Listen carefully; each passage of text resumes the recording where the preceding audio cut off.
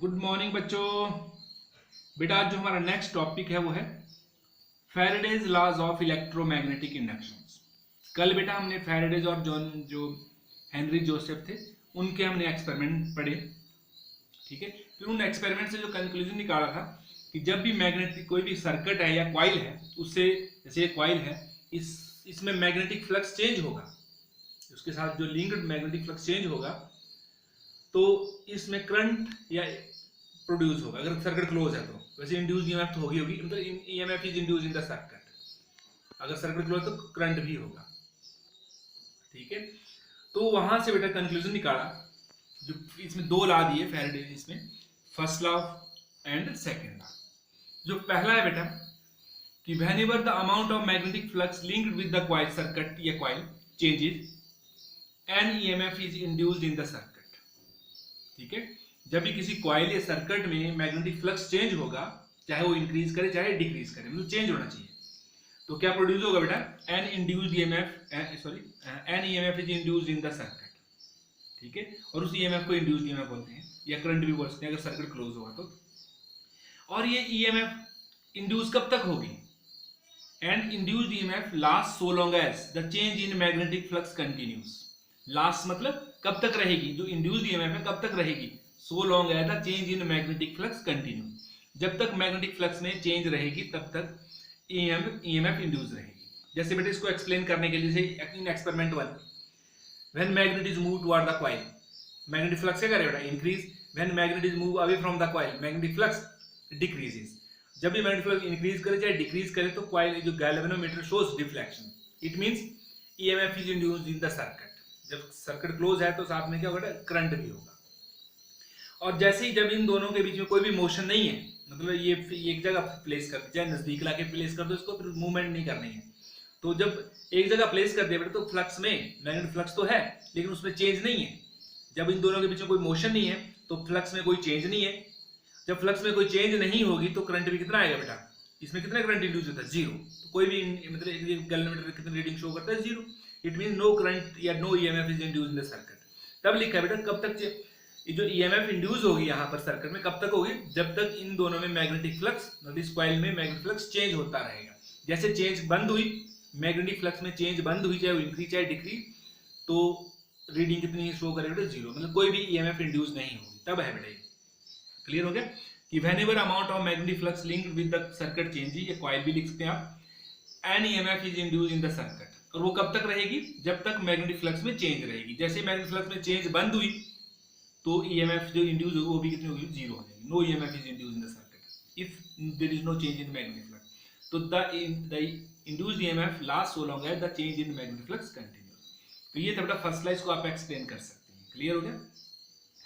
फिर जो second law है बेटा, हमने जो एक्सपेरिमेंट में देखा, जब हम जितना फास्ट मैग्नेट को मूव करेंगे तो जो गैल्वेनोमीटर उतनी लार्ज रीडिंग देता है, मतलब उतनी ज्यादा रीडिंग देता है। अब जल्दी मूव करने से क्या होगा बेटा, जो फ्लक्स में जो चेंज आएगी वो कम टाइम में आएगी, मतलब rate of change of magnetic flux क्या हो जाएगा, बढ़ जाएगा। तो जब rate of change of magnetic flux बढ़ेगा तो जो ईएमएफ इंड्यूस्ड होगी वो भी क्या होगी, ज्यादा प्रोड्यूस होगी। तभी तो करंट क्या होगा बेटा, ज्यादा प्रोड्यूस होगा, ठीक है। तो जो मैग्नीट्यूड ऑफ इंड्यूस्ड ईएमएफ होता है बेटा, जो यहाँ पर जो मैग्नीट्यूड ऑफ इंड्यूस्ड ईएमएफ आएगी वो किसके ऊपर डिपेंड करती है कि जो फ्लक्स में जो चेंज आती है वो किस रेट से आ रही है। अगर स्लो आएगी तो करंट भी कम होगा, अगर जल्दी जल्दी चेंज आ रही है तो करंट भी ज्यादा होगा।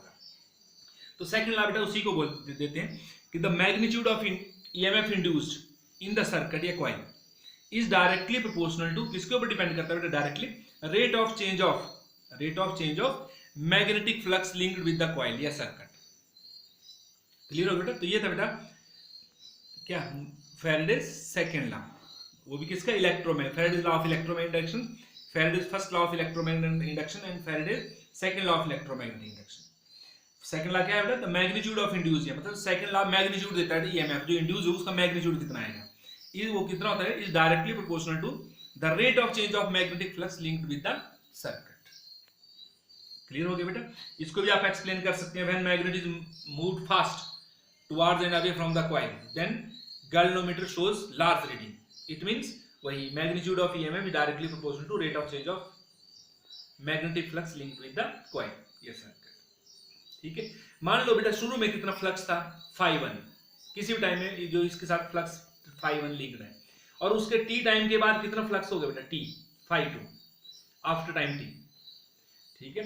तो if φ1 is amount of magnetic flux linked with coil at any time, किसी भी टाइम में φ1 फ्लक्स है कॉइल के साथ या सर्किट के साथ, और φ2 क्या है बेटा, amount of magnetic link with the coil. अब जिस टाइम पे φ1 था उसके t टाइम के बाद कितना हो गया, φ2 आफ्टर टाइम t सेकेंड। तो बेटा देखो φ2 से φ1 तक what is the change in flux, φ2 minus φ1, लेकिन rate of change of magnetic flux कितने टाइम में आई बेटा, t टाइम में चेंज है φ2 माइनस φ1, तो एक यूनिट टाइम में जो चेंज आती है उसको बोलते हैं rate of change of magnetic flux. तो rate of change of magnetic flux कितना है, change in magnetic flux φ2 minus φ1 upon time taken t, and E is equal to k φ2 minus φ1 upon t, ठीक है। k क्या है बेटा, constant of proportionality, और in all system k की value कितनी आती है बेटा, 1, in all system k is found to 1, तो कितना E कितना बन जाएगा बेटा, E is equal to φ2 minus φ1 upon t। और साथ में बेटा यहाँ पर नेगेटिव साइन भी इंड्यूस होता है, मतलब लगाते हैं, क्यों लगाते हैं, जो नेगेटिव साइन इंडिकेट करता है बेटा कि जो फ्लक्स में जो इंड्यूस ईएमएफ आएगी वो फ्लक्स में जो चेंज आती है उसको अपोज करता है।